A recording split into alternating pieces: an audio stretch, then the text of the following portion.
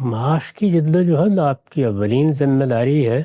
انسان اس دنیا میں پیدا ہی اس طرح کیا گیا ہے کہ اس کو اپنے لیے بھی کمانا ہوتا ہے اور اپنے اہل و عیال کے لیے بھی۔ اس ذمہ داری کو اگر آپ ذمہ داری کے احساس کے ساتھ ادا کر رہے ہیں تو یہ اپنی ذات میں اللہ کی عبادت ہے۔ اسی جذبے سے یہ کام کرنا چاہیے۔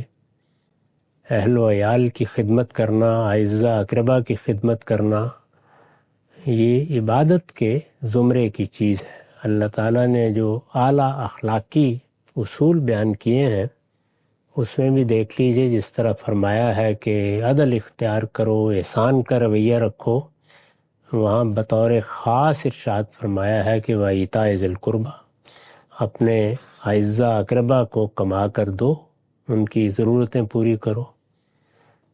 تو آپ کے بھی ظاہر ہے والدین ہوں گے، رشتہ دار ہوں گے، آپ کی بیوی ہوگی، بچے ہوں گے۔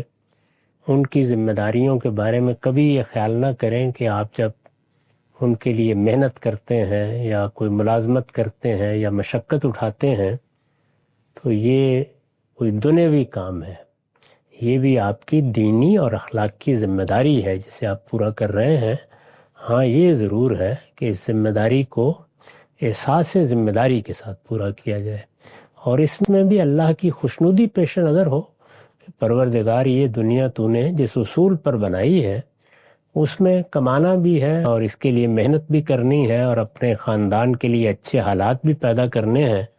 میں یہ جدوجہد کر رہا ہوں